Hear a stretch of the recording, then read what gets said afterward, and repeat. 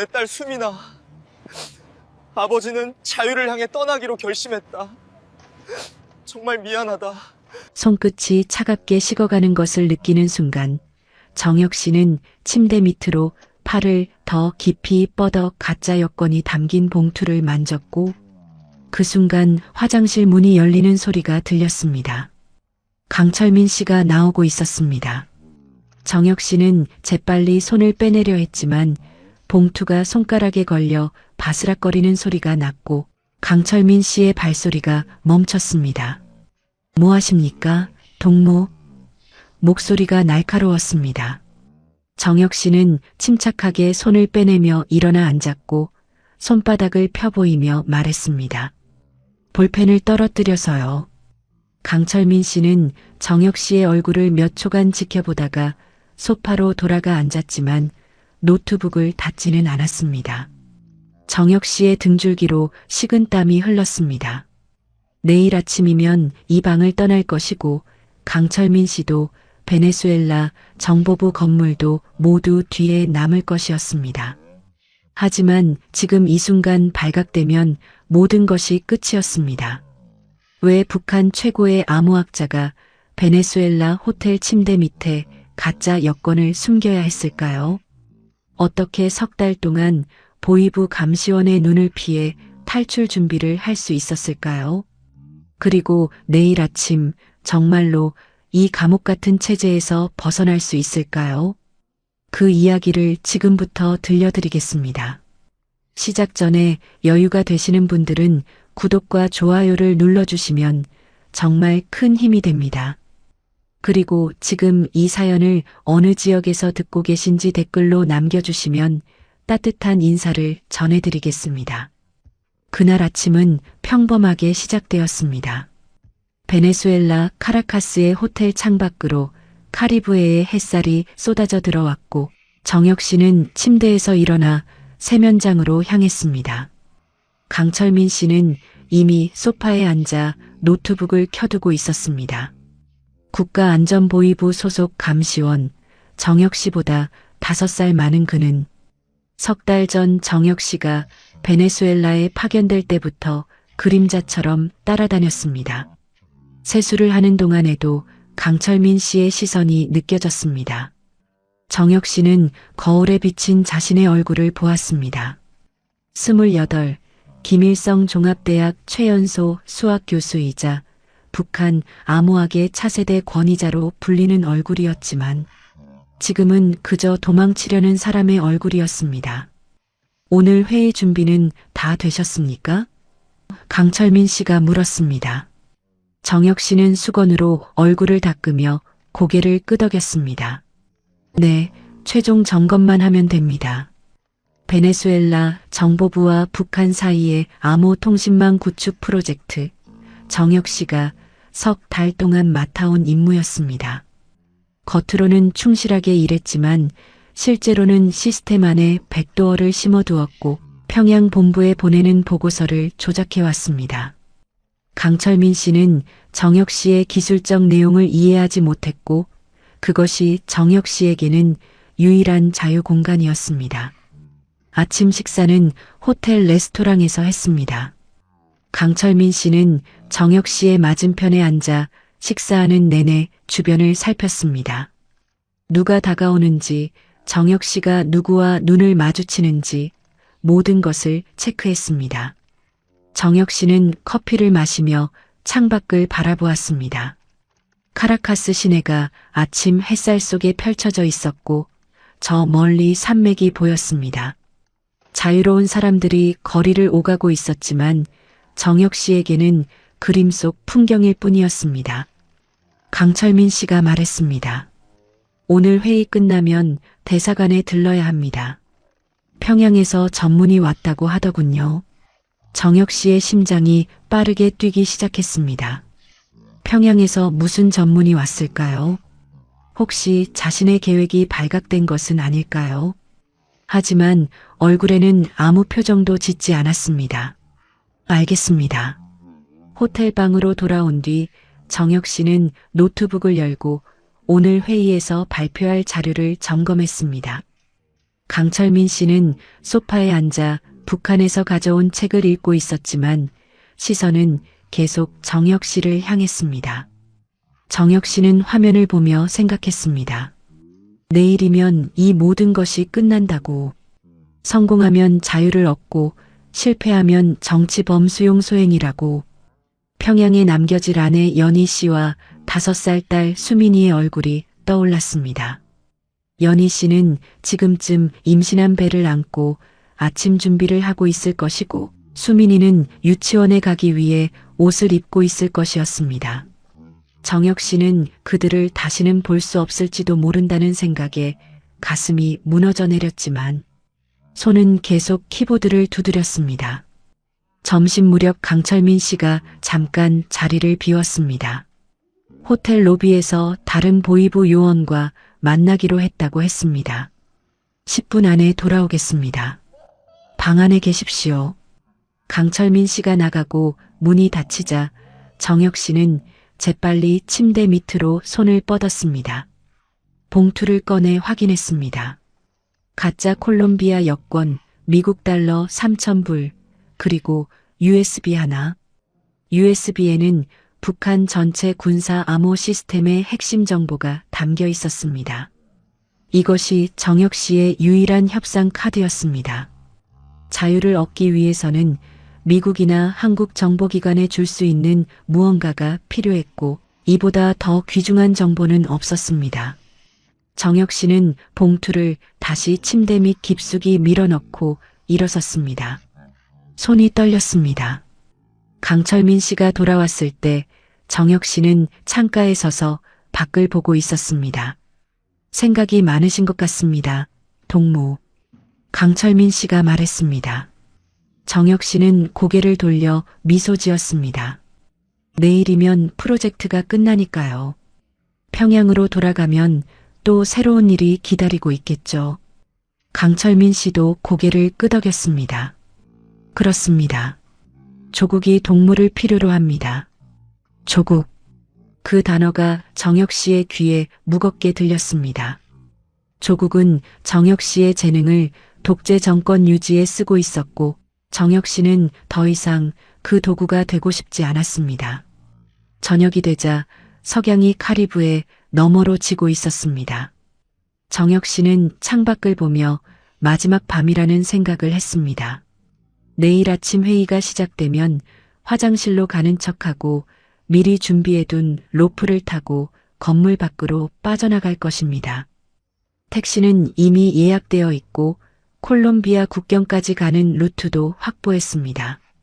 모든 것은 석 달 동안 다크웹 암호화 채팅으로 준비한 계획이었습니다. 하지만 변수는 언제든 생길 수 있었습니다. 강철민 씨가 화장실까지 따라올 수도 있고 회의가 예상보다 길어질 수도 있었습니다.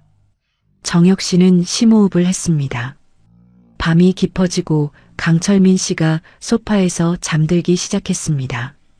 코 고는 소리가 규칙적으로 들렸습니다. 정혁 씨는 침대에 누워 천장을 바라보았습니다. 내일이면 모든 것이 결정됩니다.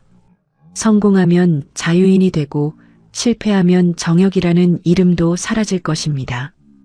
어둠 속에서 정혁 씨는 주머니에서 작은 사진 한 장을 꺼냈습니다. 평양 대동강변에서 찍은 가족 사진이었습니다. 연희 씨가 환하게 웃고 있고 수민이가 아빠 손을 잡고 있었습니다. 정혁 씨는 사진을 오래 들여다보다가 천천히 찍기 시작했습니다. 작은 조각들이 손바닥 위에 쌓였습니다. 탈북하면서 가족 사진을 소지하고 있다가 발각되면 그들이 더 큰 피해를 입을 것이었습니다. 정혁 씨는 조각난 사진을 주머니에 넣고 눈을 감았습니다. 내일 아침이면 이 모든 것이 끝납니다. 하지만 잠은 오지 않았고 정혁 씨는 어둠 속에서 천장을 바라보다가 옆으로 고개를 돌려 강철민 씨를 보았습니다. 소파에서 코를 고는 그의 모습이 희미한 가로등 불빛의 실루엣처럼 보였습니다. 정혁 씨는 조심스럽게 침대에서 일어나 창가로 걸어갔습니다. 카라카스의 밤거리가 내려다 보였고 이 도시 어딘가에서는 사람들이 자유롭게 살아가고 있었지만 정혁 씨의 머릿속에는 평양만 가득했습니다. 석 달 전 평양을 떠나던 날이 떠올랐습니다. 순안공항에서 연희 씨가 수민이 손을 잡고 배웅을 나왔고 수민이는 아빠가 언제 돌아오냐고 물었습니다. 곧 돌아올게. 정혁 씨가 말했지만 그것은 거짓말이었습니다. 이미 그때 정혁 씨는 탈북을 결심한 상태였고 연희 씨와 수민이를 다시 볼 수 없을지도 모른다는 생각에 가슴이 찢어지는 것 같았습니다. 연희 씨는 임신 6달째였고 배가 불러와 걷기도 힘들어 보였습니다. 몸조리 잘하고 있어요. 걱정 마세요. 연희 씨가 말했을 때 정혁 씨는 그녀를 안아주고 싶었지만 주변에 보위부 요원들이 있어서 그럴 수 없었습니다. 북한에서는 공항에서의 작별조차 감시 대상이었습니다. 정혁 씨와 연희 씨의 결혼은 사랑이 아니라 당의 지시였습니다. 정혁 씨가 25이 되던 해 보위부 간부가 찾아와 말했습니다. 동무에게 좋은 배우자를 소개하겠습니다. 선택의 여지는 없었습니다. 연희 씨는 보위부 고위 간부의 딸이었고 결혼은 정혁 씨를 체제 안에 묶어두기 위한 또 하나의 족쇄였습니다. 처음에는 서먹했지만 시간이 지나며 연희 씨는 정혁 씨에게 진심으로 다가왔고 수민이가 태어난 뒤로는 진짜 가족이 되었습니다. 연희 씨는 정혁 씨의 재능을 이해하지는 못했지만 존중했고 정혁 씨가 밤늦게까지 연구할 때면 따뜻한 차를 가져다 주었습니다. 수민이는 아빠를 닮아 또렷한 눈을 가졌고 숫자를 좋아해서 5살인데도 구구단을 외웠습니다. 하지만 정혁 씨는 그들을 두고 떠나기로 했습니다. 작년 겨울 베이징 국제 암호학 학회에서 돌아온 뒤 정혁 씨는 더 이상 북한 체제 안에서 살 수 없다는 것을 깨달았습니다. 자신의 재능이 독재 정권을 유지하는 도구로만 쓰이고 연구는 모두 국가 기밀로 분류되어 세상과 공유할 수 없었습니다. 서방 학자들이 자유롭게 지식을 나누는 모습을 보며 정혁 씨는 질투와 부러움을 느꼈고 평양으로 돌아오는 비행기 안에서 결심했습니다. 다음 기회가 오면 탈북하겠다고. 베네수엘라 파견 명령이 떨어졌을 때 정혁 씨는 이것이 마지막 기회라는 것을 알았습니다.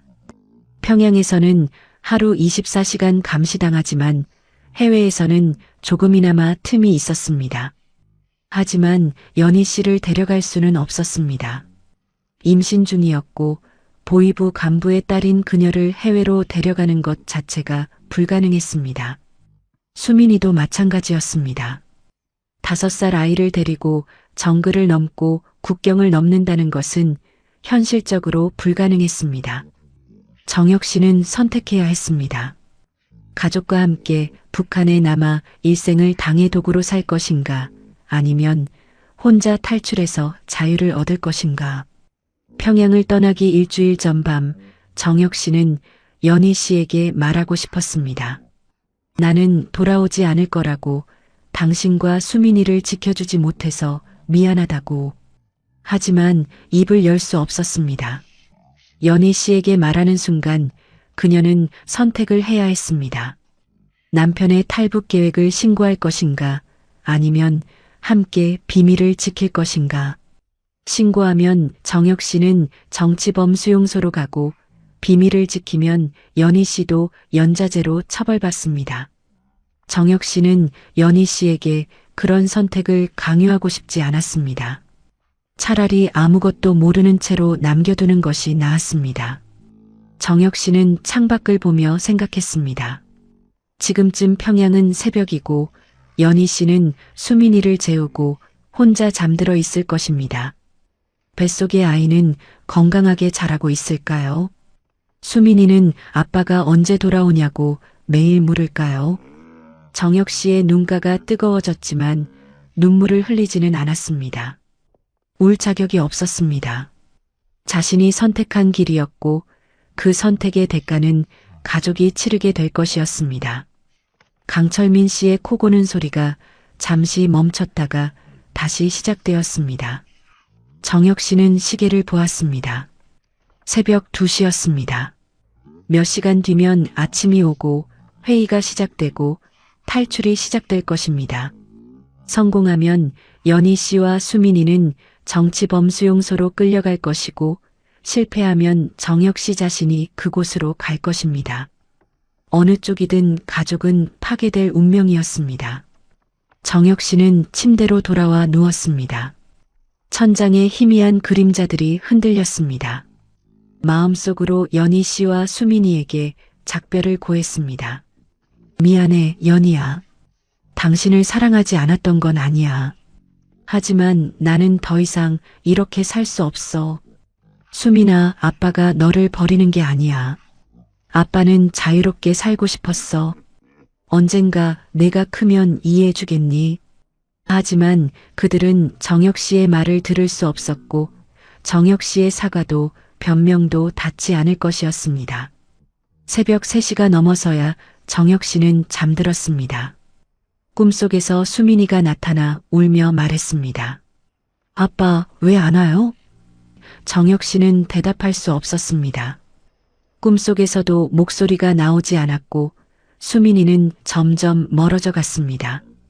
연희 씨도 나타났지만 정혁 씨를 보지 않고 등을 돌렸습니다. 정혁 씨는 그들을 붙잡으려 손을 뻗었지만 허공만 잡혔습니다. 아침 6시에 알람이 울렸습니다. 정혁 씨는 눈을 떴고 강철민 씨도 소파에서 일어나고 있었습니다. 오늘이 마지막 회의입니다. 동무. 강철민 씨가 말했습니다. 정혁 씨는 고개를 끄덕였습니다. 네, 마지막입니다. 그 말은 강철민 씨가 생각하는 것과는 전혀 다른 의미였습니다. 정혁 씨에게 오늘은 북한 체제와의 마지막 날이었고 가족과의 마지막 날이었고 정혁이라는 이름으로 살아가는 마지막 날이었습니다. 세수를 하고 옷을 갈아입는 동안 정혁 씨의 손은 떨리지 않았습니다. 결심이 섰기 때문이었습니다. 평양에 남겨질 가족을 생각하면 가슴이 무너졌지만 그래도 이 길을 가야 했습니다. 자유를 향한 갈망이 죄책감보다 강했고 정혁 씨는 그것을 부정하지 않았습니다. 나쁜 아버지가 되는 것, 나쁜 남편이 되는 것, 그것이 자유의 대가라면 기꺼이 받아들일 준비가 되어 있었습니다. 정혁 씨는 거울 속 자신을 보며 생각했습니다. 언제부터 이렇게 된 걸까요? 언제부터 천재라는 이름이 축복이 아니라 저주가 되었을까요? 거울 속에 비친 얼굴은 28이었지만 그 안에는 12살 소년의 기억이 아직도 살아 숨쉬고 있었습니다. 함경북도 청진, 바닷바람이 매서운 그 도시에서 정혁 씨는 평범한 기술자의 아들로 태어났습니다. 아버지는 청진 제강소에서 일했고 어머니는 식료품 배급소 직원이었습니다. 특별할 것 없는 가정이었지만 정혁 씨는 특별했습니다. 5살 때 이미 구구단을 외웠고 7살 때는 중학교 수학 문제를 풀었습니다. 동네 사람들은 신동이라고 했지만 정혁 씨의 부모는 오히려 걱정했습니다. 북한에서 너무 튀는 것은 위험했기 때문입니다. 하지만 12살 되던 해 정혁 씨의 인생이 완전히 바뀌었습니다. 전국 청소년 수학경시 대회가 평양에서 열렸고 청진에서는 정혁 씨가 대표로 선발되었습니다. 기차를 타고 평양에 도착했을 때 정혁 씨는 처음으로 수도의 화려함을 보았습니다. 대동강변의 고층 건물들, 넓은 도로, 청진과는 다른 세상이었습니다. 경시대회는 김일성 종합대학 강당에서 열렸고 전국에서 모인 수백 명의 학생들이 참가했습니다. 대부분은 평양 출신 고등학생들이었고 12살짜리는 정혁 씨뿐이었습니다. 문제지를 받았을 때 정혁 씨는 숨이 막힐 뻔했습니다. 대학 수준의 미분방 정식과 선형대수가 포함되어 있었고 주변 학생들도 당황하는 기색이 역력했습니다. 하지만 정혁 씨에게는 그것이 퍼즐처럼 보였습니다. 숫자와 기호들이 살아 움직이는 것 같았고 손은 저절로 답을 써내려갔습니다. 2시간 뒤 시험이 끝났고 정혁 씨는 문제지를 제출했습니다. 주변 학생들 대부분은 절반도 풀지 못한 채 머리를 쥐어뜯고 있었습니다. 일주일 뒤 결과가 발표되었습니다. 정혁 씨는 1등이었고 그것도 만점이었습니다. 전국에서 유일하게 모든 문제를 마친 학생이었습니다. 시상식에서 당 간부가 정혁 씨의 어깨에 손을 얹고 말했습니다. 동무는 조국의 보배입니다. 앞으로 평양에서 특별 교육을 받게 될 것입니다. 그 말을 들었을 때 정혁 씨는 기뻤습니다. 청진의 좁은 골목을 벗어나 평양에서 공부할 수 있다는 것이 꿈만 같았습니다. 하지만 그것은 시작일 뿐이었습니다. 정혁 씨는 평양 제1고등중학교 영재반에 배치되었고 하루 15시간씩 수학과 물리를 공부했습니다. 친구를 사귈 시간도 없었고 가족을 만날 기회도 1년에 2번뿐이었습니다. 16이 되던 해 김일성 종합대학에 특별 입학했고 21살에 수학 박사 학위를 받았습니다. 북한 역사상 최연소 박사였습니다. 그리고 졸업식 다음 날 국가안전보위부 암호국에서 사람이 찾아왔습니다. 정혁 동무, 조국이 동무의 재능을 필요로 합니다. 선택의 여지는 없었습니다. 정혁 씨는 보위부 암호국으로 배치되었고 군사 암호 시스템 개발을 맡게 되었습니다. 연구실은 평양 외곽의 비밀시설이었고 출입할 때마다 신원 확인을 받았습니다. 모든 연구는 국가 최고 기밀로 분류되었고 논문을 쓸 수도 학회에 참석할 수도 없었습니다. 정혁 씨가 개발한 암호는 김정은과 군부 사이의 통신에 쓰였고 핵시설 보안 시스템에도 적용되었습니다. 25이 되던 해 보위부 간부가 정혁 씨를 불렀습니다. 동무, 이제 결혼할 나이가 되었습니다. 좋은 배우자를 소개하겠습니다. 일주일 뒤 정혁 씨는 연희 씨를 만났습니다. 보위부 고위 간부의 딸이었고 평양사범대학을 졸업한 교사였습니다. 두 사람은 서먹하게 차를 마셨고 한 달 뒤 결혼했습니다. 정혁 씨는 연희 씨를 사랑하지 않았지만 그녀도 정혁 씨를 사랑하지 않았습니다. 둘 다 당의 명령에 따른 것뿐이었습니다. 하지만 시간이 지나며 이상한 일이 일어났습니다. 연희 씨는 정혁 씨에게 진심으로 다가왔고 밤늦게까지 일하는 정혁 씨를 위해 따뜻한 식사를 준비했습니다. 수민이가 태어난 뒤로는 진짜 가족 같았습니다. 연희 씨가 수민이를 안고 웃는 모습을 볼 때면 정혁 씨는 생각했습니다. 이것이 행복일까요? 하지만 동시에 알았습니다. 이것은 감옥 안의 행복이라고. 전환점은 작년 겨울이었습니다. 베이징 국제 암호학 학회에 북한 대표로 참석하게 되었고 보위부 요원 2명이 항상 따라붙었지만 학회장 안에서만큼은 잠깐의 자유가 있었습니다.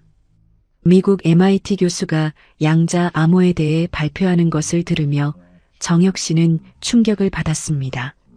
그는 자유롭게 질문하고 토론했고 정치적 제약 없이 지식을 공유했습니다. 쉬는 시간에 독일 학자가 정혁 씨에게 다가와 영어로 물었습니다. 북한에서는 어떤 연구를 하십니까? 정혁 씨는 대답할 수 없었습니다. 모든 것이 기밀이었습니다. 독일 학자는 이해한다는 듯 고개를 끄덕이고 떠났지만 정혁 씨는 그 순간 깨달았습니다. 자신의 재능이 인류의 발전이 아니라 독재 정권 유지에만 쓰이고 있다는 사실을. 북한 밖에서는 학자들이 자유롭게 연구하고 지식을 나누지만 정혁 씨는 비밀 연구실에 갇혀 김정은의 권력을 지키는 도구일 뿐이라는 사실을. 호텔로 돌아오는 택시 안에서 정혁 씨는 창밖의 베이징 거리를 바라보았습니다. 자유롭게 오가는 사람들, 불 켜진 서점들, 제약 없는 인터넷. 그날 밤 정혁 씨는 처음으로 탈북을 구체적으로 상상했습니다. 평양으로 돌아온 뒤 정혁 씨는 조심스럽게 계획을 세우기 시작했습니다. 하지만 평양에서의 탈출은 불가능했습니다. 하루 24시간 감시당했고 연구실 출입도 기록되었고 심지어 집 전화도 도청되었습니다. 기회가 온 것은 6개월 뒤였습니다. 베네수엘라 정부가 북한에 암호 통신망 구축을 요청했고 정혁 씨가 파견 대상자로 선정되었습니다. 해외 파견이라는 말을 들었을 때 정혁 씨는 심장이 뛰는 것을 느꼈습니다. 이것이 마지막 기회였습니다. 강철민 씨가 화장실에서 나오는 소리가 들려 정혁 씨는 회상에서 깨어났습니다. 거울 속 자신을 다시 보았습니다. 12살 천재 소녀는 사라지고 28 탈북자가 되어 있었습니다. 준비 다 되셨습니까? 동무? 강철민 씨가 물었습니다. 네, 다 됐습니다. 정혁 씨가 대답했습니다. 모든 준비가 끝났습니다. 천재의 감옥에서 벗어날 준비가. 정혁 씨는 호텔방 거울에서 시선을 거두고 강철민 씨를 바라보았습니다. 회의 시작이 9시라고 했죠? 정혁 씨가 물었습니다. 그렇습니다. 8시 30분에 출발하면 됩니다. 강철민 씨가 시계를 보며 대답했습니다. 아직 1시간이 남았습니다. 정혁 씨는 창가에 서서 카라카스 거리를 내려다보았고 문득 작년 겨울 베이징이 떠올랐습니다. 모든 것이 시작된 그곳이 작년 12월 베이징 서우두 공항에 도착했을 때 정혁 씨는 처음으로 중국 땅을 밟았습니다. 보이부 요원 2명이 양옆에서 정혁 씨를 에스코트했고 공항에서 호텔까지 가는 내내 창밖을 보는 것조차 감시받았습니다. 하지만 정혁 씨의 눈은 창밖에 고정되어 있었습니다. 베이징의 고층 빌딩들, 넓은 도로를 달리는 수많은 자동차들, 네온 사인으로 가득한 거리. 평양과는 차원이 다른 세계였습니다. 국제 암호학 학회는 베이징 대학 강당에서 열렸습니다. 전 세계에서 온 학자들이 모여 최신 연구 결과를 발표하고 토론하는 자리였습니다. 정혁 씨는 북한 대표단석에 앉아 주변을 둘러보았습니다. 미국, 영국, 독일, 일본, 이스라엘 학자들이 자유롭게 대화를 나누고 있었고 그들의 얼굴에는 긴장이나 두려움이 없었습니다. 정혁 씨 옆에 앉은 보이부 요원이 속삭였습니다. 동무 함부로 말을 걸면 안 됩니다. 필요한 대화만 하십시오. 첫 발표가 시작되었습니다. MIT 교수가 양자 암호에 대해 발표했고 정혁 씨는 숨을 죽이고 들었습니다. 그 내용은 정혁 씨가 평양 연구실에서 혼자 고민하던 문제와 정확히 일치했습니다. 하지만 MIT 교수는 그것을 자유롭게 발표했고 다른 학자들과 토론했고 논문으로 출판할 예정이라고 말했습니다. 정혁 씨는 자신이 국가기밀로 분류된 연구를 혼자 안고 있는 동안 세계 학자들은 그것을 공유하고 발전시키고 있다는 사실에 가슴이 답답해졌습니다. 쉬는 시간이 되자 사람들이 복도로 나와 커피를 마시며 담소를 나눴습니다. 정혁 씨도 복도로 나왔지만 보이부 요원이 바로 옆에 붙어 있었습니다. 그때 독일 학자 한 명이 정혁 씨에게 다가왔습니다. 안녕하세요. 북한에서 오셨죠? 저는 베를린 공대의 슈미트입니다. 그는 영어로 말했고 정혁 씨는 잠깐 망설이다가 대답했습니다.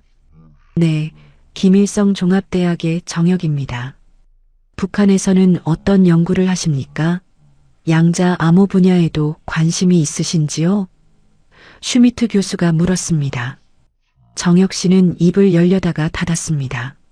자신의 연구는 모두 국가 최고 기밀이었고 한마디도 말할 수 없었습니다. 죄송합니다만 구체적으로 말씀드리기 어렵습니다. 정혁 씨가 조심스럽게 대답했습니다. 슈미트 교수는 이해한다는 듯 고개를 끄덕였습니다. 알겠습니다. 하지만 언젠가 자유롭게 연구를 공유할 수 있는 날이 오길 바랍니다. 그는 명함을 건네려다가 보이부 요원의 눈빛을 보고는 그만두었습니다. 그럼 학회 잘 즐기시길 바랍니다. 슈미트 교수가 떠나고 정혁 씨는 그 자리에 서 있었습니다. 자유롭게 연구를 공유한다는 것, 그것이 정혁 씨에게는 상상조차 할 수 없는 일이었습니다. 오후 세션에서는 일본 학자가 블록체인 암호화에 대해 발표했습니다. 발표가 끝나자 질문이 쏟아졌고 미국 학자와 일본 학자 사이에 치열한 토론이 벌어졌습니다. 하지만 그것은 적대적인 논쟁이 아니라 지적 호기심에서 나온 대화였습니다. 서로의 의견을 존중하고 틀린 부분을 지적하고 더 나은 해법을 찾아가는 과정이었습니다. 정혁 씨는 그 모습을 보며 깨달았습니다. 이것이 진짜 학문이라는 것을. 평양 연구실에서 혼자 문제를 풀고 보고서를 올리고 당의 지시를 기다리는 것이 아니라 동료 학자들과 자유롭게 토론하고 지식을 발전시키는 것이 진짜 학문이라는 것을. 저녁 리셉션이 호텔에서 열렸습니다. 각국 학자들이 모여 와인을 마시며 이야기를 나눴고 정혁 씨도 참석했지만 보이부 요원들이 항상 시야 안에 있었습니다. 영국 옥스퍼드 교수가 정혁 씨에게 다가와 물었습니다. 평양은 어떤 도시인가요? 언젠가 가보고 싶은데요. 정혁 씨는 잠깐 생각하다가 대답했습니다. 아름다운 도시입니다. 하지만 방문하기는 쉽지 않을 것입니다. 옥스퍼드 교수가 웃으며 말했습니다. 그렇겠죠. 하지만 학문에는 국경이 없으니까요. 언젠가 북한 학자들도 자유롭게 국제학회에 참석할 수 있기를 바랍니다. 그 말을 들으며 정혁 씨는 가슴이 먹먹해졌습니다. 학회가 끝나고 호텔방으로 돌아왔을 때 이미 밤 10시가 넘었습니다. 보이부 요원들은 옆방에 묵었고 정혁 씨는 혼자 창가에 서서 베이징 야경을 바라보았습니다. 도시 전체가 불빛으로 가득했고 거리에는 아직도 사람들이 오가고 있었습니다. 저 아래 어딘가에서는 학자들이 자유롭게 연구하고 학생들이 제약 없이 공부하고 사람들이 원하는 대로 살아가고 있었습니다. 정혁 씨는 창문을 열고 차가운 겨울바람을 맞았습니다. 베이징의 공기조차 평양과 달랐습니다. 이 도시에는 자유가 있었습니다. 완벽한 자유는 아닐지라도 적어도 학문의 자유는 있었습니다. 정혁 씨는 그 순간 결심했습니다. 더 이상 북한 체제 안에서 살 수 없다고, 자신의 재능이 독재 정권의 도구로만 쓰이는 것을 참을 수 없다고, 언젠가 기회가 오면 탈북하겠다고. 하지만 어떡해요. 평양에서는 불가능했습니다. 중국 국경을 넘는 것도 위험했습니다. 정혁 씨는 창밖을 보며 생각했습니다. 해외 파견, 그것이 유일한 기회라고. 언젠가 다시 해외로 나갈 기회가 온다면 그때 탈출하겠다고. 베이징의 차가운 밤바람이 얼굴을 스쳤고 정혁 씨는 창문을 닫았습니다. 결심은 섰습니다. 이제 기회를 기다리는 것만 남았습니다. 동무 출발 시간입니다. 강철민 씨의 목소리가 들려 정혁 씨는 회상에서 깨어났습니다. 베네수엘라 호텔방으로 돌아온 것입니다.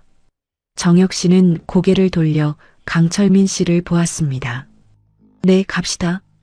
베이징에서 본 자유, 그것이 정혁 씨를 여기까지 이끌었고 오늘 아침이면 그 자유를 직접 쟁취할 것입니다. 정혁 씨는 노트북을 가방에 넣고 강철민 씨를 따라 호텔방을 나섰습니다. 복도를 걸어가는 동안 다리가 후들거렸지만 표정만은 평온하게 유지했습니다. 엘리베이터 안에서 강철민 씨가 물었습니다. 긴장되십니까, 동무? 정혁 씨는 고개를 저었습니다. 아니요, 준비는 다 됐습니다. 그 말은 강철민 씨가 생각하는 것과는 전혀 다른 의미였습니다. 호텔 로비에는 북한 대사관 차량이 대기하고 있었습니다. 검은색 세단이었고 운전사는 대사관 직원이었습니다. 정혁 씨와 강철민 씨가 뒷좌석에 앉아 차가 출발했습니다. 카라카스 아침 거리는 출근 차량들로 붐볐고 차는 천천히 시내를 가로질렀습니다. 정혁 씨는 창밖을 보며 생각했습니다. 이 거리를 다시 볼 수 있을까요? 아니면 오늘이 마지막일까요? 손바닥에 땀이 맺혔지만 주머니에 손을 넣어 감췄습니다.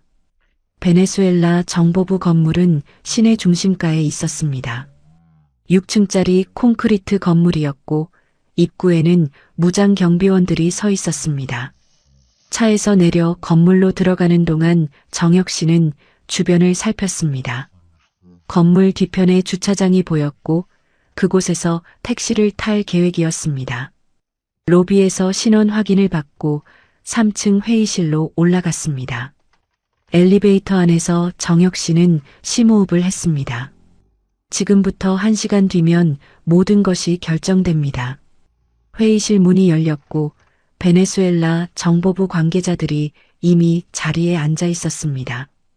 책임자인 로드리게스 국장이 일어나 악수를 청했습니다. 환영합니다. 정혁 동지. 오늘이 마지막 점검이죠? 네, 그렇습니다. 정혁 씨가 대답했습니다. 강철민 씨는 회의실 뒤편 의자에 앉았고 시선은 정혁 씨에게 고정되어 있었습니다. 정혁 씨는 노트북을 열고 프로젝터를 연결했습니다. 화면에 암호 시스템 구조도가 떠올랐습니다. 지난 석 달 동안 구축한 통신망은 군사급 암호화를 사용합니다. 정혁 씨가 설명을 시작했습니다. 평양과 카라카스 사이의 모든 통신은 이중 암호화되고 제3자가 해독하는 것은 사실상 불가능합니다.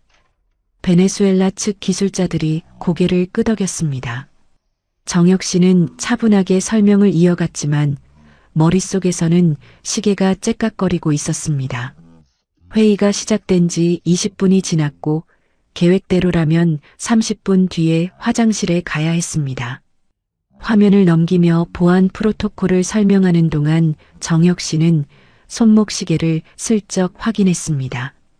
오전 9시 25분이었습니다. 택시기사에게는 9시 40분에 건물 뒤편 주차장에서 대기하라고 암호화 메시지로 전달해 두었습니다. 모든 것이 분 단위로 계획되어 있었고 한 가지라도 어긋나면 실패할 수 있었습니다. 질문 있으십니까? 정혁 씨가 물었습니다. 베네수엘라 측 기술자 한 명이 손을 들었습니다. 암호키 갱신 주기는 어떻게 됩니까? 일주일마다 자동으로 갱신됩니다. 평양 본부에서 새 키를 생성하면 암호화된 채널을 통해 전송됩니다. 정혁 씨가 대답했습니다. 질문이 몇 개 더 이어졌고 정혁 씨는 하나하나 답했습니다. 강철민 씨는 뒤에서 모든 것을 지켜보고 있었습니다. 오전 9시 35분이 되었습니다. 정혁 씨는 물 한 모금을 마시고 말했습니다. 마지막으로 실제 시연을 보여드리겠습니다. 노트북에서 암호화 프로그램을 실행했고 화면에 코드들이 흘러갔습니다. 베네수엘라 측 사람들이 화면에 집중했습니다. 정혁 씨는 시연을 진행하는 척하면서 손목 시계를 다시 확인했습니다. 38분이었습니다. 이제 시간입니다. 죄송합니다만 잠깐 화장실 좀 다녀오겠습니다. 정혁 씨가 조심스럽게 말했습니다. 회의실이 순간 조용해졌습니다. 강철민 씨가 벌떡 일어났습니다. 제가 같이 가겠습니다. 정혁 씨의 심장이 쿵쾅거리기 시작했습니다. 이것이 변수였습니다. 강철민 씨가 화장실까지 따라오면 모든 계획이 무너집니다. 바로 그때 로드리게스 국장이 웃으며 말했습니다. 강철민 동지, 화장실까지 따라가는 건 좀 과하지 않습니까? 여기는 우리 정보부 건물이고 경비도 삼엄합니다. 강철민 씨는 난색을 표했습니다. 하지만 제 임무는 정역 동물을 보호하는 것입니다. 로드리게스 국장이 다시 말했습니다. 물론 이해합니다. 하지만 국제회의 예절상 조금은 신뢰를 보여주셔야 하지 않겠습니까? 정역 동지가 어디 도망가겠습니까? 회의실에 있던 베네수엘라 측 사람들이 웃었습니다. 강철민 씨는 주저했습니다. 정역 씨는 숨을 죽이고 기다렸습니다. 이 순간이 모든 것을 결정할 것입니다. 10초가 지나고 강철민 씨가 천천히 앉았습니다. 알겠습니다. 하지만 빨리 다녀오십시오, 동무. 정역 씨는 고개를 끄덕이고 회의실을 나섰습니다. 복도로 나오는 순간 다리가 휘청거렸지만 걸음을 멈추지 않았습니다.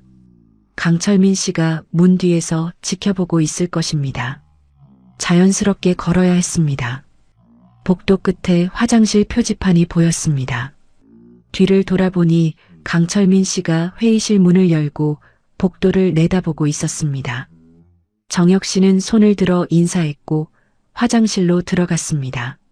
문이 닫히는 순간 정역 씨는 등을 문에 기대고 눈을 감았습니다. 심장이 귀청을 찢을 듯 뛰었습니다. 손이 떨렸습니다. 하지만 이제 돌이킬 수 없었습니다.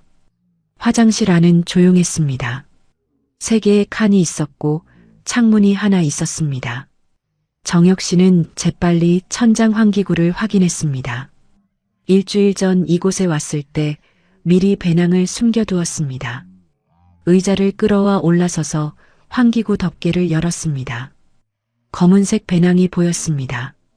손을 뻗어 배낭을 꺼냈고 무게감이 느껴졌습니다. 가짜 여권, 현금, 그리고 USB. 의자에서 내려와 배낭을 열어 확인했습니다. 모든 것이 그대로 있었습니다. 정역 씨는 배낭을 메고 창문으로 갔습니다. 창문을 열고 밖을 내다보았습니다. 3층 높이였고 아래는 건물 뒤편 주차장이었습니다.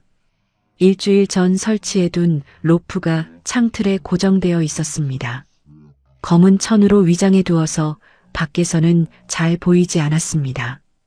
복도에서 발소리가 들렸습니다. 정역 씨는 숨을 멈췄습니다. 발소리가 가까워지더니 화장실 문 앞에서 멈췄습니다. 정역 동무, 강철민 씨의 목소리였습니다. 정역 동무, 괜찮습니까? 정역 씨는 재빨리 변기물을 내렸습니다. 네, 괜찮습니다. 곧 나갑니다. 목소리가 떨리지 않도록 조심했습니다. 강철민 씨는 잠시 기다리더니 다시 복도를 걸어가는 소리가 들렸습니다. 정역 씨는 시계를 보았습니다. 오전 9시 42분이었습니다. 이제 시간이 없었습니다. 창문 밖으로 몸을 내밀고 로프를 잡았습니다. 손바닥이 차갑고 축축했습니다. 로프를 꽉 잡고 천천히 창밖으로 나갔습니다. 발이 벽을 딛고 몸이 공중에 떴습니다. 아래를 내려다보니 어지러웠지만 시선을 로프에 고정했습니다. 화장실 문을 두드리는 소리가 들렸습니다. 정역 동무, 정역 동무. 강철민 씨의 목소리가 점점 커졌습니다. 정역 씨는 로프를 따라 빠르게 내려가기 시작했습니다. 손바닥이 로프에 쓸려 따가웠지만 멈출 수 없었습니다. 위에서 문을 부수는 소리가 들렸습니다. 2층까지 내려왔을 때 창문으로 강철민 씨의 얼굴이 보였습니다. 정역 동무. 그가 소리쳤습니다. 정역 씨는 마지막 1미터를 그냥 떨어졌습니다. 땅에 부딪히는 순간 발목이 꺾이는 느낌이 들었지만 일어설 수 있었습니다. 주차장 출구에 검은색 택시가 대기하고 있었고 콜롬비아 번호판이 달려 있었습니다. 정역 씨는 뛰기 시작했습니다. 발목이 아팠지만 계속 뛰었습니다. 주차장을 가로질러 택시로 달려가는 동안 뒤에서 고함 소리가 들렸습니다. 저기다. 저 사람을 잡아라. 강철민 씨의 목소리였습니다. 정역 씨는 뒤를 돌아보지 않고 택시 뒷문을 열고 뛰어들었습니다. 가세요, 빨리요. 정혁 씨가 스페인어로 외쳤습니다. 석 달 동안 준비하면서 배운 몇 안 되는 단어였습니다. 운전사는 말없이 엑셀을 밟았습니다.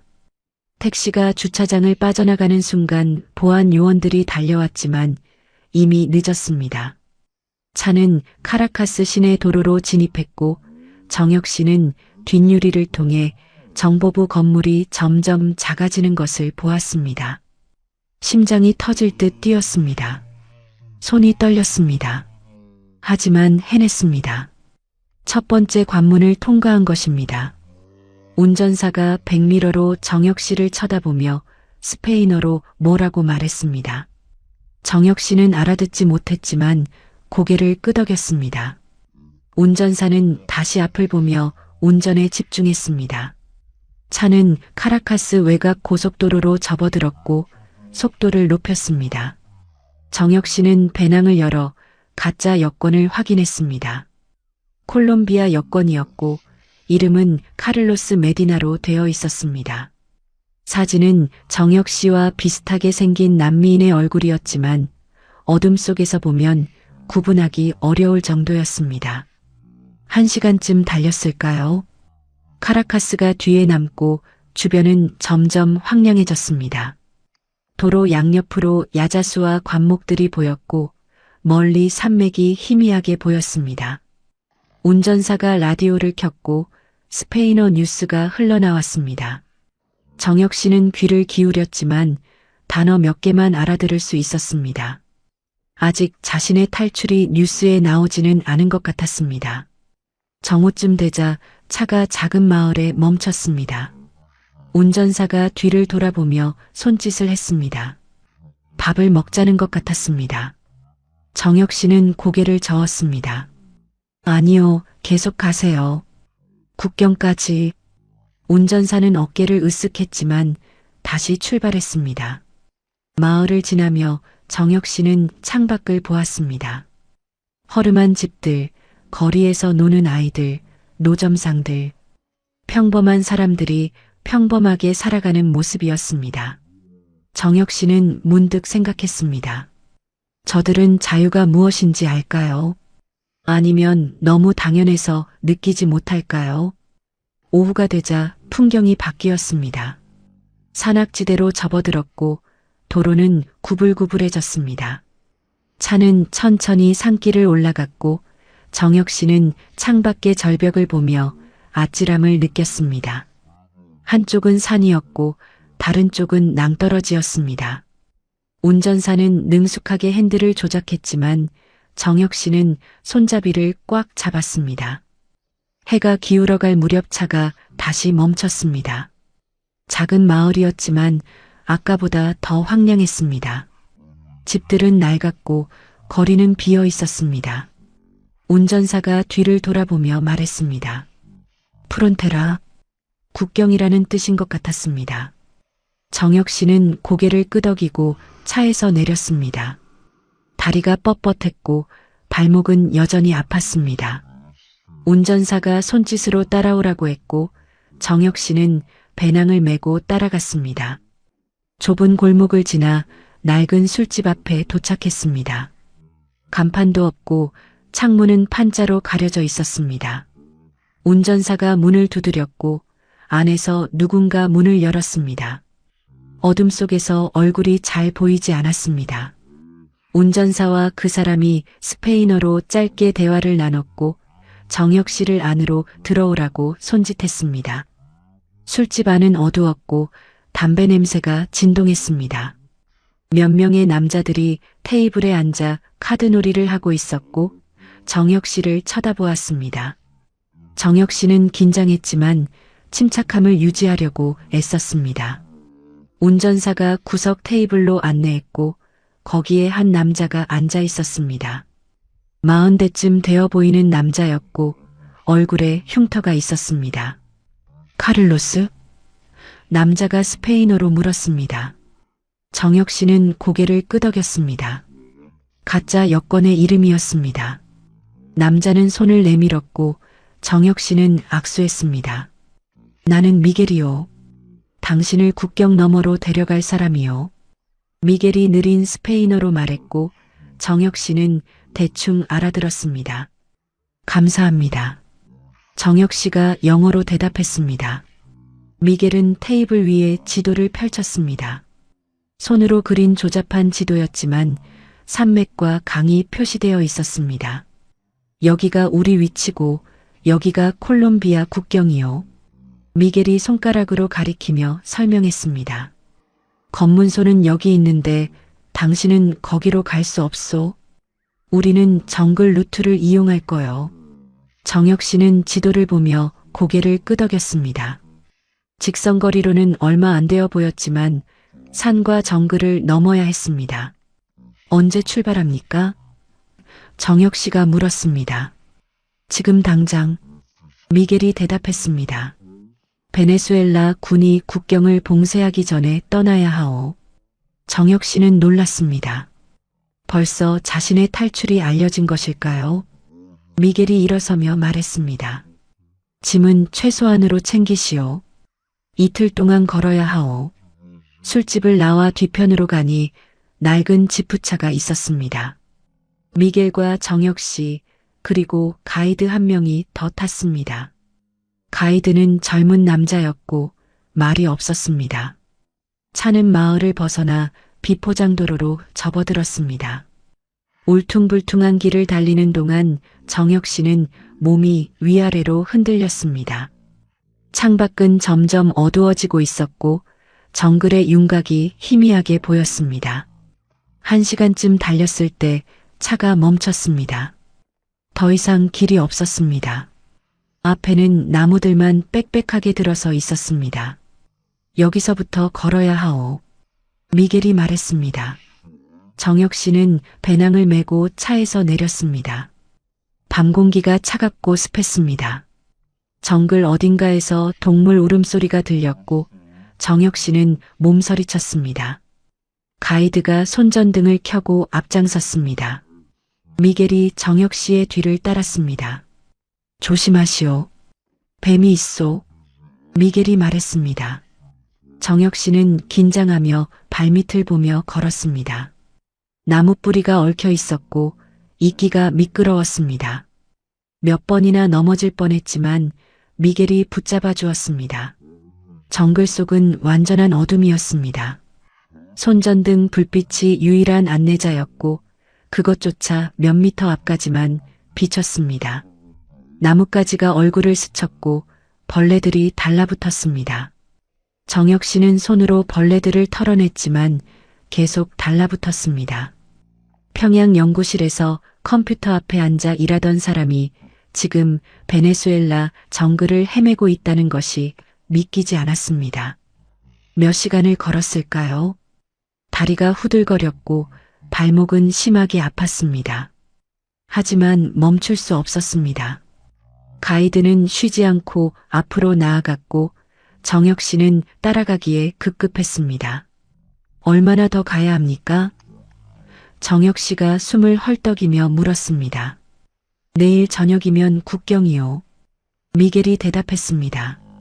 정혁 씨는 절망감을 느꼈습니다. 아직 반도 안 온 것입니다. 자정쯤 되어 가이드가 멈췄습니다. 여기서 잠시 쉬겠소. 그가 말했습니다. 정혁 씨는 나무에 기대어 주저앉았습니다.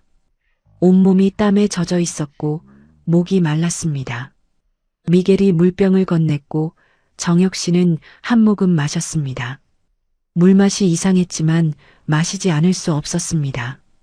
어둠 속에서 앉아 있는 동안 정혁 씨는 생각했습니다. 지금쯤 평양에는 전화가 갔을 것입니다. 연희 씨와 수민이는 어떻게 되었을까요? 보이부가 집으로 찾아갔을까요? 정혁 씨는 눈을 감았습니다. 생각하고 싶지 않았지만 머릿속을 떠나지 않았습니다. 자유를 향해 가고 있지만 그 자유의 대가는 너무나 컸습니다. 정혁 씨는 나무에 기댄 채 눈을 감았지만 잠이 오지 않았습니다. 정글의 소리들이 귀를 파고들었습니다. 어디선가 원숭이가 울었고 벌레들이 윙윙거렸고 나뭇잎이 바스락거렸습니다. 미겔이 말했습니다. 30분만 쉬고 다시 출발하겠소. 해가 뜨기 전에 최대한 멀리 가야 하오. 정혁 씨는 고개를 끄덕였습니다. 발목이 퉁퉁 부어 올랐지만 신발을 벗을 수 없었습니다. 다시 신기 어려울 것 같았습니다. 30분이 지나고 가이드가 일어섰습니다. 정혁 씨도 일어서려 했지만 다리에 힘이 들어가지 않았습니다. 미겔이 팔을 잡아 일으켜 주었습니다. 힘내시오. 이제 반 왔소. 하지만 그 말이 위로가 되지 않았습니다. 아직 반이나 남았다는 뜻이었으니까요. 다시 걷기 시작했습니다. 손전등 불빛을 따라 한 발 한 발 내디뎠고 발목이 아플 때마다 이를 악물었습니다. 새벽이 밝아올 무렵 정글의 풍경이 조금씩 드러났습니다. 빽빽한 나무들 사이로 햇살이 비스듬히 들어왔고 안개가 지면을 감쌌습니다. 아름다운 풍경이었지만 정혁 씨에게는 그저 끝없는 장애물일 뿐이었습니다. 나무 뿌리에 걸려 넘어졌고 얼굴에 거미줄이 달라붙었고 모기에 물린 곳이 부어올랐습니다. 평양의 깨끗한 연구실이 꿈만 같았습니다. 오전 10시쯤 되었을 때 가이드가 갑자기 멈춰섰습니다. 손을 들어 조용히 하라는 신호를 보냈습니다. 정혁 씨는 숨을 죽였습니다. 멀리서 희미한 소리가 들렸습니다. 처음에는 무슨 소리인지 몰랐지만 점점 커지더니 알 수 있었습니다. 헬리콥터였습니다. 미겔이 급하게 말했습니다. 엎드리시오. 세 사람은 재빨리 땅에 엎드렸고 정혁 씨는 낙엽과 흙 냄새를 맡았습니다. 헬리콥터 소리가 점점 가까워졌습니다. 나무 사이로 회전 날개가 만드는 바람이 느껴졌고 나뭇잎들이 날렸습니다. 정혁 씨는 얼굴을 땅에 박고 움직이지 않았습니다. 심장이 너무 크게 뛰어서 헬리콥터에서도 들릴 것 같았습니다. 베네수엘라군이었을까요? 아니면 북한 보위부 요원들이 함께 탄 것일까요? 서치라이트가 정글을 훑었고 정혁 씨가 엎드린 곳에서 불과 몇 미터 떨어진 지점을 지나갔습니다. 10분이 영원처럼 느껴졌습니다. 헬리콥터는 정글 위를 몇 번이나 선회했고 서치라이트가 계속 움직였습니다. 정혁 씨는 숨을 최대한 천천히 쉬었습니다. 등에 벌레가 기어가는 느낌이 들었지만 털어낼 수 없었습니다. 미겔도 가이드도 움직이지 않았습니다. 그들은 이런 상황에 익숙한 것 같았습니다. 헬리콥터 소리가 점점 멀어지기 시작했습니다. 하지만 미겔은 여전히 일어서지 말라고 손짓했습니다. 20분이 더 지나고 소리가 완전히 사라진 뒤에야 미겔이 일어섰습니다. 가까웠소. 그가 말했습니다. 당신을 찾고 있는 게 분명하오. 서둘러야겠소. 정혁 씨는 몸을 털고 일어섰습니다. 온몸이 땀과 흙으로 범벅이었습니다. 다시 걷기 시작했지만 이번에는 속도가 빨라졌습니다. 미겔과 가이드는 거의 뛰다시피 했고 정혁 씨는 숨을 헐떡이며 따라갔습니다. 발목이 비명을 질렀지만 무시했습니다. 헬리콥터가 다시 올 수 있었습니다. 빨리 국경을 넘어야 했습니다. 나뭇가지에 얼굴이 긁혔지만 신경 쓸 겨를이 없었습니다. 정오쯤 되자 지형이 바뀌었습니다. 내리막이 시작되었고 멀리 강소리가 들렸습니다. 가이드가 말했습니다. 저강이 국경이요. 강만 건너면 콜롬비아요. 정혁 씨는 희망이 생겼습니다. 거의 다 왔습니다. 강소리를 따라 내려가는 동안 발걸음이 가벼워졌습니다. 고통은 여전했지만 끝이 보였습니다. 하지만 강에 도착했을 때 문제가 있었습니다. 물살이 거셌습니다. 폭은 30m 정도였지만 물이 빠르게 흘렀고 바위들이 여기저기 튀어나와 있었습니다. 미겔이 말했습니다. 다리가 있었는데 지난달 홍수에 떠내려갔소. 헤엄쳐서 건너야 하오. 정혁 씨는 물을 내려다보았습니다. 수영을 할 줄은 알았지만 이렇게 급한 물살은 처음이었습니다. 가이드가 먼저 들어갔습니다. 허리까지 물이 차올랐고 물살에 휘청거렸지만 천천히 건너갔습니다. 미겔이 정혁 씨를 보며 말했습니다. 배낭을 머리 위로 들고 건너시오. 젖으면 안 되는 게 있다면. 정혁 씨는 고개를 끄덕였습니다. USB가 있었습니다. 그것만은 젖으면 안 됐습니다. 배낭을 머리 위로 들고 강으로 들어갔습니다. 물이 차가웠습니다. 발밑에 돌들이 미끄러웠고 물살이 다리를 밀었습니다. 한 발 한 발 조심스럽게 내디뎠지만 중간쯤 왔을 때 발을 헛디뎠습니다. 물속으로 미끄러졌고 물살이 정혁 씨를 휩쓸었습니다. 배낭을 놓치지 않으려고 꽉 잡았지만 물을 삼켰습니다. 바위에 부딪혔고 팔꿈치가 긁혔습니다. 미겔이 소리쳤습니다. 바위를 잡으시오. 정혁 씨는 손을 뻗어 바위를 잡았습니다. 물살이 계속 밀었지만 악착같이 붙잡았습니다. 미겔이 강으로 들어와 정혁 씨의 팔을 잡았습니다. 일어서시오. 두 사람은 함께 일어섰고 천천히 건너편으로 걸어갔습니다. 물살이 거셌지만 미겔이 버텨주었습니다. 마침내 건너편 땅에 발을 디뎠을 때 정혁 씨는 그대로 주저앉았습니다. 여기가 콜롬비아요. 가이드가 말했습니다. 정혁 씨는 땅에 손을 짚고 숨을 헐떡였습니다. 베네수엘라를 벗어났습니다. 북한 보위부의 손이 닿지 않는 곳으로 왔습니다. 하지만 기쁨보다는 탈진이 먼저 왔습니다. 배낭을 열어 확인했습니다. 물이 조금 스며들었지만 USB는 비닐봉지에 쌓여 있어서 무사했습니다. 여권도 괜찮았습니다. 현금은 일부가 젖었지만 쓸 수 있었습니다. 미겔이 말했습니다. 여기서 1시간만 더 가면 마을이 있소. 거기서 트럭을 탈 수 있소. 정혁 씨는 고개를 끄덕였습니다. 일어서려 했지만 다리에 힘이 없었습니다. 미겔과 가이드가 양쪽에서 부축했습니다. 조금만 더 힘내시오. 거의 다 왔소. 다시 걷기 시작했습니다. 콜롬비아 땅이었지만 여전히 정글이었습니다. 하지만 뭔가 달랐습니다. 공기가 달랐습니다. 아니, 정혁 씨의 마음이 달랐습니다. 이제 추격자들이 쉽게 따라올 수 없는 곳이었습니다. 국경을 넘었으니까요. 1시간을 더 걸어 작은 마을에 도착했을 때 해가 지고 있었습니다. 정혁 씨는 이틀 동안 잠도 제대로 못 자고 정글을 헤맸습니다. 온몸이 상처투성이었고 옷은 찢어졌고 얼굴은 긁혔습니다. 하지만 살아있었습니다. 그리고 자유로웠습니다. 정혁 씨는 마을 입구 나무 벤치에 앉아 멍하니 하늘을 올려다보았습니다. 별이 하나둘 떠오르고 있었고 정글 너머로 석양이 붉게 타고 있었습니다. 미겔이 물병을 건넸고 정혁 씨는 한 모금 마셨습니다. 물이 목을 타고 내려가는 느낌이 생생했습니다.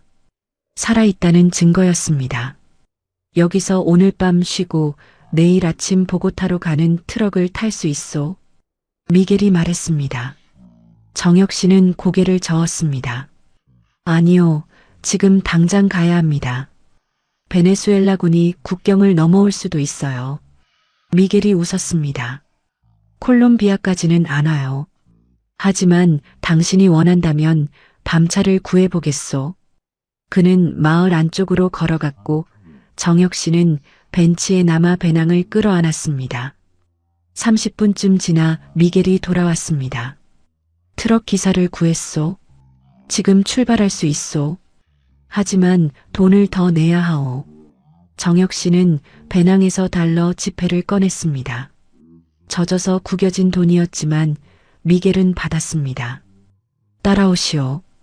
마을 뒤편에 낡은 화물 트럭이 서 있었고 젊은 기사가 담배를 피우고 있었습니다. 미겔이 스페인어로 뭐라고 말했고 기사는 고개를 끄덕이며 트럭 짐칸을 가리켰습니다. 짐칸에 타야 하오. 검문소를 지날 때 숨어 있어야 하오. 미겔이 설명했습니다. 정혁 씨는 짐칸으로 올라갔습니다. 안에는 과일 상자들이 가득했고 바나나 냄새가 진동했습니다. 미겔이 말했습니다. 상자 뒤에 숨으시오. 보고타까지 8시간 걸릴 거요. 정혁 씨는 상자 사이로 몸을 숨겼습니다. 미겔이 손을 흔들며 작별 인사를 했습니다. 행운을 빌겠소, 카를로스. 정혁 씨도 손을 들어 인사했습니다. 트럭 문이 닫히고 어둠이 내렸습니다. 트럭이 출발했습니다. 비포장도로를 달리는 동안 몸이 위아래로 흔들렸고 상자들이 부딪히는 소리가 시끄러웠습니다. 정혁 씨는 상자에 기대어 눈을 감았습니다. 피곤했지만 잠이 오지 않았습니다. 머릿속에서 지난 이틀이 빠르게 지나갔습니다. 카라카스 호텔 방 로프를 타고 내려간 순간, 정글을 헤맨 시간, 강을 건넌 기억, 모든 것이 꿈만 같았습니다. 2시간쯤 지났을 때 트럭이 멈췄습니다. 밖에서 목소리가 들렸고 스페인어로 대화하는 소리였습니다. 검문소인 것 같았습니다. 정혁 씨는 숨을 죽이고 상자 뒤에 더 깊이 숨었습니다. 트럭 문이 열리는 소리가 났고 손전등 불빛이 짐칸을 비췄습니다. 누군가 상자를 두드리는 소리가 들렸습니다. 정혁 씨는 심장이 터질 것 같았습니다. 하지만 검문소 직원은 대충 확인하고 문을 닫았습니다. 트럭이 다시 출발했고 정혁 씨는 안도의 한숨을 쉬었습니다. 새벽 5시쯤 트럭이 다시 멈췄습니다. 문이 열리고 기사가 스페인어로 뭐라고 말했습니다. 정혁 씨는 밖으로 나왔습니다. 보고타 외곽 도매시장이었습니다. 상인들이 분주하게 과일을 내리고 있었고 아침 공기가 차가웠습니다. 기사가 손짓으로 가라는 신호를 보냈습니다. 정혁 씨는 배낭을 메고 시장을 빠져나왔습니다. 거리로 나오니 보고타의 아침이었습니다. 고층 빌딩들이 서 있었고 출근하는 사람들이 거리를 오가고 있었습니다. 정혁 씨는 주변을 둘러보며 걸었습니다. 옷은 찢어져 있었고 얼굴은 상처투성이었지만 아무도 신경 쓰지 않았습니다. 대도시의 무관심이 고마웠습니다. 길모퉁이에서 택시를 잡았고 영어로 말했습니다. 미국 대사관으로 가주세요. 택시기사가 백미러로 정혁 씨를 쳐다보았습니다. 이상한 승객이었을 것입니다. 하지만 그는 아무 말 없이 출발했습니다. 시내를 가로질러 30분쯤 달렸고 대사관 앞에 도착했습니다. 높은 담장과 경비 초소가 있었고 미국 국기가 펄럭이고 있었습니다. 정혁 씨는 택시 요금을 지불하고 내렸습니다. 대사관 정문으로 걸어가는 동안 다리가 떨렸습니다. 경비원이 정혁 씨를 보고 손을 들어 멈추라는 신호를 보냈습니다. 신분증을 보여주세요. 경비원이 스페인어로 말했습니다. 정혁 씨는 영어로 대답했습니다. 저는 북한에서 온 망명자입니다. 중요한 정보가 있습니다. 담당자를 만나야 합니다. 경비원은 의아한 표정을 지었습니다. 북한이라고요? 네, 조선민주주의인민공화국에서 왔습니다. 김일성 종합대학 교수였고 군사 기밀 정보를 가지고 있습니다. 경비원은 잠시 망설이다가 무전기를 들었습니다. 누군가와 대화를 나눴고 정혁 씨를 계속 지켜보았습니다. 10분쯤 지나 대사관 안에서 사람이 나왔습니다. 정장을 입은 미국인이었고 영어로 물었습니다. 북한에서 왔다고요? 네, 그렇습니다. 제 이름은 정혁이고 북한 암호학자입니다. 탈북했고 미국 정부에 제공할 정보가 있습니다. 정장을 입은 남자는 정혁 씨를 위아래로 훑어보았습니다. 증명할 수 있습니까? 정혁 씨는 배낭에서 USB를 꺼냈습니다. 이 안에 북한 전체 군사 암호 시스템의 백도어가 들어 있습니다. 핵시설 보안, 군부 통신, 중국과 러시아와 주고받는 외교 전문까지 해독할 수 있는 정보입니다. 남자의 눈빛이 변했습니다. 안으로 들어오세요. 대사관 안은 조용하고 깨끗했습니다. 정혁 씨는 북한을 떠난 지 사흘 만에 처음으로 에어컨이 나오는 건물에 들어왔습니다. 복도를 지나 작은 신문실로 안내받았습니다. 테이블과 의자만 있는 방이었고 벽에는 미국 국기가 걸려 있었습니다. 여기서 기다리세요. 담당자가 곧 올 겁니다. 남자가 말하고 나갔습니다. 30분쯤 지나 문이 열렸습니다. 2명의 남자가 들어왔고 둘 다 정장을 입고 있었습니다. CIA 요원들인 것 같았습니다. 정혁 씨 맞습니까? 한 명이 물었습니다. 네, 그렇습니다. 우리는 미국 국무부 소속입니다. USB를 보여주시겠습니까? 정혁 씨는 테이블 위에 USB를 놓았습니다. 한 명이 노트북을 꺼내 USB를 연결했습니다. 화면에 파일들이 나타났고 요원들은 서로를 쳐다보았습니다. 이게 진짜입니까?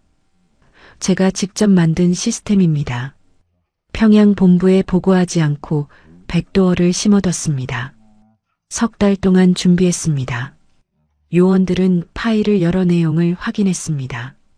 암호 구조도, 키 생성 알고리즘, 통신 프로토콜, 모든 것이 들어 있었습니다.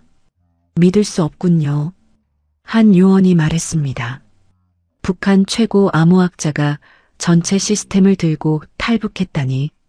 정혁 씨는 말했습니다. 저를 한국으로 보내주십시오. 그리고 이 정보를 미국과 한국이 공유할 수 있게 해주십시오. 그게 제 조건입니다. 요원들이 고개를 끄덕였습니다. 물론입니다. 하지만 먼저 당신의 신원을 확인해야 합니다. 정말 김일성 종합대학 교수입니까? 증명할 수 있습니다. USB 안에 있는 암호를 만든 사람이 저입니다. 해독해보면 알 것입니다. 정혁 씨가 대답했습니다. 요원들은 다시 노트북을 보았습니다. 한 명이 전화를 걸었고 빠른 영어로 누군가와 대화를 나눴습니다. 전화를 끊고 정혁 씨를 보며 말했습니다. 일단 안전한 곳으로 모시겠습니다. 본부에 보고하고 지시를 기다려야 합니다. 1시간 뒤 정혁 씨는 검은색 세단을 타고 보고타 외곽으로 이동했습니다. 안전가옥이라고 했습니다. 조용한 주택가에 있는 2층짜리 집이었고 창문에는 커튼이 쳐져 있었습니다. 안으로 들어가니 가구가 거의 없었지만 깨끗했습니다. 여기서 며칠 머무르게 될 겁니다. 밖으로 나가면 안 됩니다. 요원이 말했습니다. 정혁 씨는 침실로 안내받았습니다. 침대가 있었고 욕실이 붙어 있었습니다. 사흘 만에 처음으로 침대를 보았습니다. 요원들이 나가고 문이 잠겼습니다. 정혁 씨는 침대에 앉아 창밖을 보았습니다. 보고타의 하늘이 파랬습니다. 북한을 벗어났습니다. 자유를 얻었습니다. 하지만 가슴 한편이 텅 빈 것 같았습니다. 평양에 남겨진 연희 씨와 수민이가 떠올랐고 눈물이 흘러내렸습니다. 정혁 씨는 침대에 누워 천장을 바라보았습니다. 보고타 안전가옥의 천장은 하얗고 평양 아파트의 낡은 천장과 달랐습니다. 모든 것이 달랐습니다. 공기도 소리도 냄새도. 하지만 정혁 씨의 가슴속 죄책감만은 여전히 무거웠습니다. 사흘이 지났습니다. CIA 요원들이 매일 와서 정혁 씨를 조사했습니다. 북한에서의 경력, 암호 시스템 개발 과정, USB에 담긴 정보의 진위 여부, 모든 것을 확인했습니다. 정혁 씨는 성실하게 대답했고 요청받은 자료를 제공했습니다. 워싱턴 본부에서 암호 전문가들이 와서 USB 내용을 분석했고 놀라운 표정으로 서로를 쳐다보았습니다. 이게 진짜라면 북한 군사통신망 전체를 들여다볼 수 있습니다.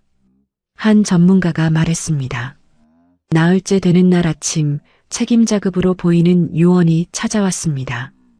50대 남자였고 회색 머리에 날카로운 눈빛을 가졌습니다. 정혁 씨, 저는 CIA 동아시아 담당 부국장입니다. 당신이 제공한 정보를 검증했고 진짜임을 확인했습니다. 미국 정부는 당신을 보호하고 한국으로 이송하기로 결정했습니다. 정혁 씨는 안도의 한숨을 쉬었습니다. 감사합니다. 하지만 한 가지 알아두셔야 할 게 있습니다. 북한 당국은 당신을 찾고 있고 베네수엘라 정부에 압력을 넣고 있습니다. 당분간 신분을 완전히 숨겨야 합니다. 이틀 뒤 정혁 씨는 보고타 공항으로 이동했습니다. 새벽 4시였고 공항은 한산했습니다. CIA 특별기가 대기하고 있었고 승객은 정혁 씨와 요원 2명뿐이었습니다. 비행기가 이륙하는 순간 정혁 씨는 창밖을 내다보았습니다. 남미 대륙이 점점 작아졌고 구름 속으로 사라졌습니다. 다시는 이곳에 오지 않을 것입니다. 베네수엘라도 콜롬비아도 이제 과거였습니다. 비행기는 워싱턴 덜레스 공항에 착륙했습니다. CIA 본부 근처 시설로 이송되었고 거기서 하루를 보냈습니다. 다시 한번 조사를 받았고 서류에 서명했습니다. 한미정보 공유협정, 신변보호동의서, 각종 법적 문서들. 정혁 씨는 다 읽지도 못하고 서명했습니다.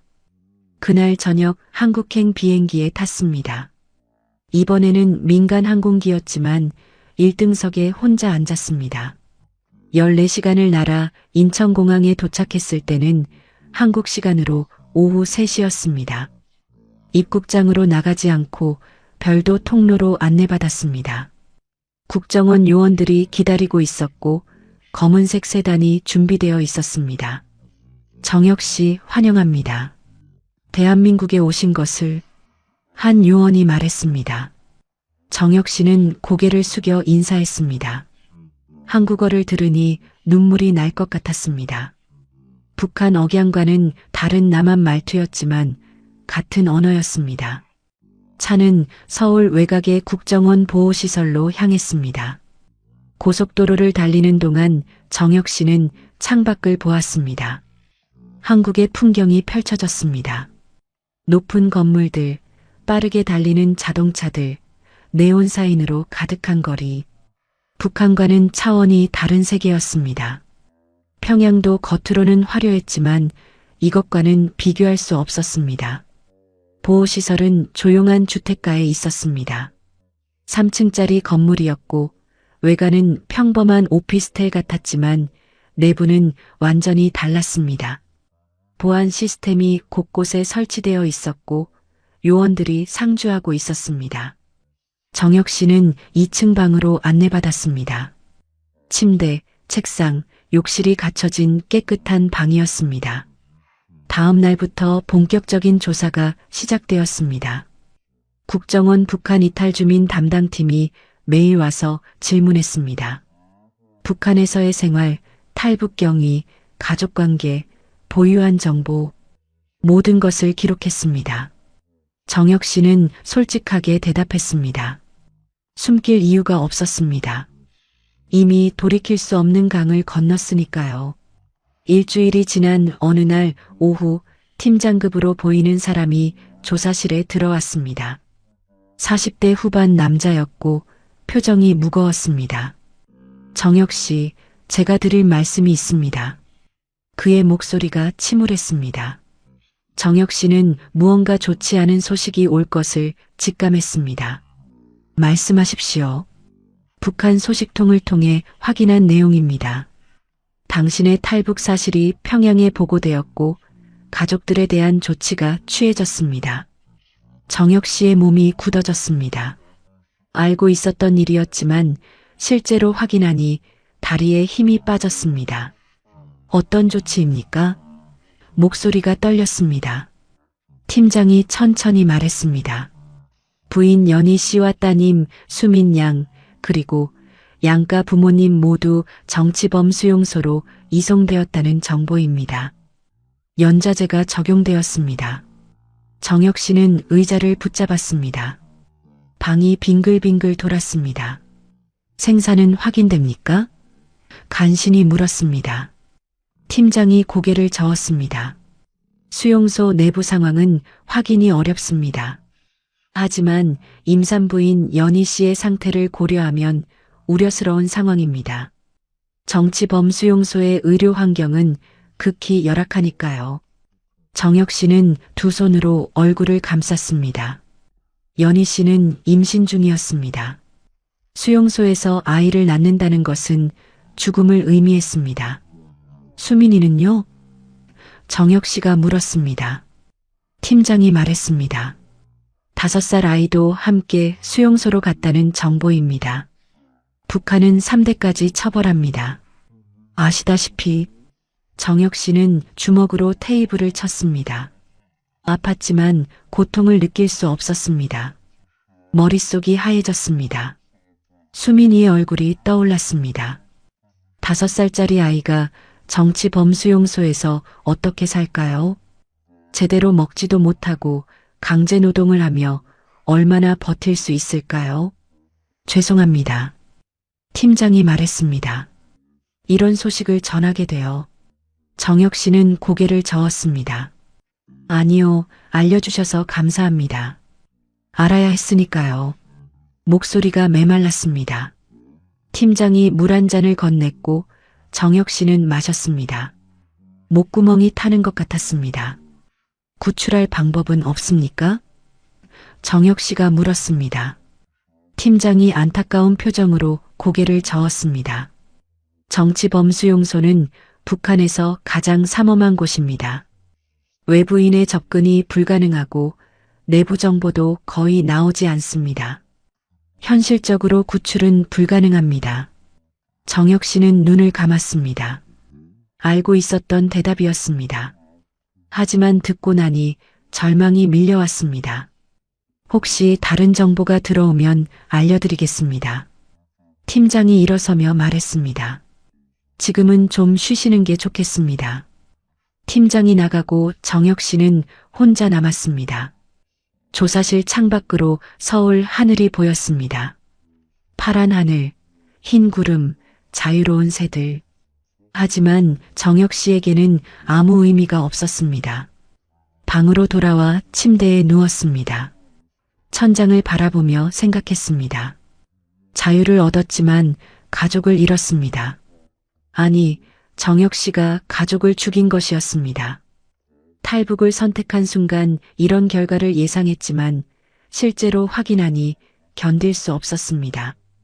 연희 씨와 수민이 그리고 태어나지 못할 아이. 정혁 씨의 선택이 3명의 목숨을 앗아간 것입니다. 밤이 되어도 잠이 오지 않았습니다.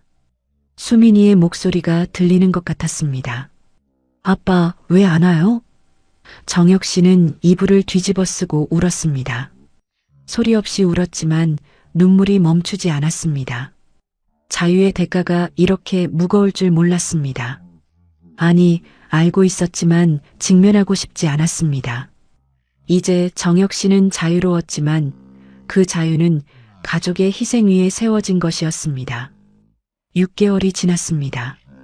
정혁 씨는 서울의 한 대학 연구소에서 암호학을 가르치게 되었고 첫 강의 날 아침 강의실 문을 열었을 때 학생들의 눈빛이 보였습니다. 호기심과 기대로 가득한 얼굴들이었습니다. 안녕하십니까? 저는 정혁입니다. 이번 학기 암호학 개론을 담당하게 되었습니다. 학생 한 명이 손을 들었습니다. 교수님, 양자 암호는 정말 뚫을 수 없나요? 정혁 씨는 미소 지었습니다. 좋은 질문입니다. 이론적으로는 그렇습니다. 하지만 실제 구현에는 여러 취약점이 있습니다. 오늘 그것에 대해 이야기해 보겠습니다. 다른 학생이 또 손을 들었습니다. 블록체인 암호화는 어떤 원리인가요? 정혁 씨는 칠판에 수식을 쓰기 시작했습니다. 질문이 자유롭게 나왔고 정혁 씨는 하나하나 답했습니다. 검열도 없었고 국가 기밀로 분류된 것도 없었고 정치적 제약도 없었습니다. 순수하게 지식을 나누는 시간이었습니다. 강의를 마치고 연구실로 돌아오는 길에 정혁 씨는 캠퍼스를 걸었습니다. 봄바람이 불었고 벚꽃이 흩날렸습니다. 학생들이 잔디밭에 앉아 웃고 떠들었고 도서관으로 향하는 학생들이 보였습니다. 이것이 정혁 씨가 베이징에서 꿈꾸던 세상이었습니다. 자유롭게 배우고 자유롭게 질문하고 자유롭게 토론하는 곳. 북한에서는 상상조차 할 수 없었던 풍경이었습니다. 연구실 책상 위에는 국정원이 전해준 보고서가 놓여 있었습니다. 정혁 씨가 제공한 암호 정보 덕분에 한미정보당국이 북한 군사통신망의 상당 부분을 해독했다는 내용이었습니다. 김정은과 군부 사이의 통신, 핵시설 보안 시스템, 중국과 러시아에 보내는 외교 전문, 모든 것이 투명해졌습니다. 정혁 씨의 탈북은 한국과 미국에 엄청난 정보 자산을 안겨준 것입니다. 보고서를 덮고 정혁 씨는 창밖을 바라보았습니다. 서울 하늘은 맑았습니다. 하지만 북쪽 어딘가에서는 수민이가 수용소에 갇혀 있을지도 몰랐습니다. 연희 씨가 아이를 낳았을까요? 아니면 출산 도중 세상을 떠났을까요? 정혁 씨는 매일 그 생각을 했습니다. 밤마다 악몽에 시달렸습니다. 꿈속에서 수민이가 나타나 울며 말했습니다. 아빠, 배고파요. 정혁 씨는 손을 뻗었지만 닿지 않았습니다. 연희 씨도 나타났지만 정혁 씨를 보지 않고 등을 돌렸습니다. 어느 날 저녁 정혁 씨는 연구실에 혼자 남아 논문을 쓰고 있었습니다. 양자 암호에 관한 논문이었고 국제학술지에 투고할 예정이었습니다. 북한에서는 평생 쓸 수 없었던 논문이었습니다. 모든 연구가 기밀이었고 학술지에 발표하는 것은 꿈도 꿀 수 없었습니다. 하지만 이제는 자유롭게 쓸 수 있었습니다. 자신의 이름으로 검열 없이 세계 학자들과 공유할 수 있었습니다. 노트북 화면을 보며 정혁 씨는 생각했습니다. 이것이 옳은 선택이었을까요? 가족을 버리고 얻은 자유가 의미가 있을까요? 손이 키보드 위에서 멈췄습니다. 대답을 알 수 없었습니다. 아마 평생 알 수 없을 것입니다. 하지만 한 가지는 확실했습니다. 정혁 씨의 지식이 더 이상 독재 정권의 도구로 쓰이지 않는다는 것. 그것만으로도 의미가 있을까요? 밤이 깊어지고 정혁 씨는 창밖을 보았습니다. 북쪽 하늘에 별이 떠 있었습니다. 저 별빛이 평양에도 비칠 것이고 수용소에도 비칠 것입니다. 정혁 씨는 마음속으로 기도했습니다. 수민아, 아빠가 너를 버린 게 아니야. 아빠는 자유롭게 살고 싶었어. 언젠가 내가 크면 이해해 주겠니? 아빠는 매일 너를 생각해. 연희야, 미안해. 당신을 사랑하지 않았던 건 아니야. 하지만 나는 더 이상 그렇게 살 수 없었어. 다음 주 강의 시간에 정혁 씨는 학생들에게 물었습니다. 여러분은 자유가 무엇이라고 생각하십니까? 한 학생이 대답했습니다. 원하는 것을 할 수 있는 거요. 다른 학생이 말했습니다. 억압받지 않는 거요. 정혁 씨는 고개를 끄덕였습니다. 맞습니다. 하지만 자유에는 대가가 있습니다. 그 대가를 치를 준비가 되어 있어야 합니다. 학생들이 조용히 정혁 씨를 바라보았습니다. 강의를 마치고 한 학생이 다가왔습니다. 교수님, 북한에서 오셨다고 들었습니다. 거기서는 어땠나요? 정혁 씨는 잠시 생각하다가 대답했습니다. 감옥이었습니다. 아름다운 감옥이었지만 여전히 감옥이었습니다. 하지만 그곳에도 사랑하는 사람들이 있었습니다. 학생이 물었습니다. 후회하시나요? 정혁 씨는 창밖을 보았습니다.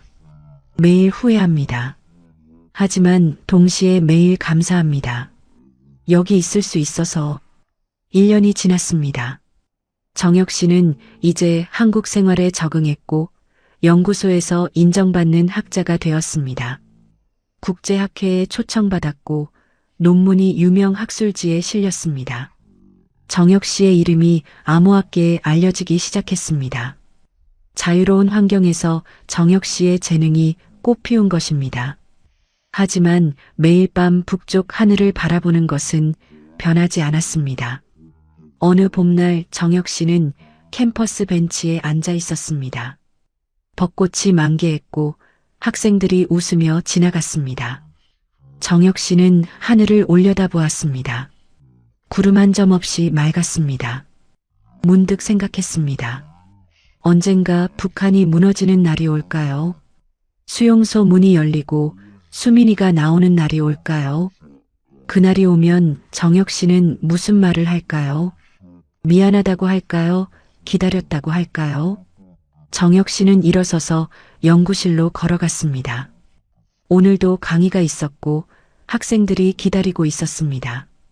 자유롭게 질문하고 토론할 학생들이 정혁 씨는 그들을 가르치며 살아갈 것입니다. 천재 수학자의 탈북은 한국정보당국에 엄청난 정보 자산을 안겨주었지만 정혁 씨 개인에게는 평생 짊어져야 할 죄책감을 남겼습니다. 하지만 그 죄책감을 안고서라도 정혁 씨는 자유로운 학자로 살아갈 것입니다. 그것이 정혁 씨가 선택한 길이었고 그 길 위에서 정혁 씨는 매일 북쪽을 향해 기도할 것입니다. 여러분, 오늘 이야기는 여기서 마치겠습니다. 북한 최고 암호학자의 탈북 이야기를 들으셨습니다. 자유를 얻었지만 가족을 잃은 한 천재의 이야기였습니다. 우리가 당연하게 여기는 자유가 누군가에게는 목숨을 걸어야 얻을 수 있는 것이라는 사실을 기억해 주셨으면 합니다. 그리고 그 자유의 대가가 얼마나 무거운지도요. 오늘 이야기가 마음에 드셨다면 구독과 좋아요 부탁드립니다. 여러분의 작은 관심이 이런 이야기를 계속 전할 수 있는 힘이 됩니다. 그리고 댓글로 여러분의 생각을 나눠주시면 감사하겠습니다. 다음 이야기로 또 찾아뵙겠습니다. 들어주셔서 감사합니다.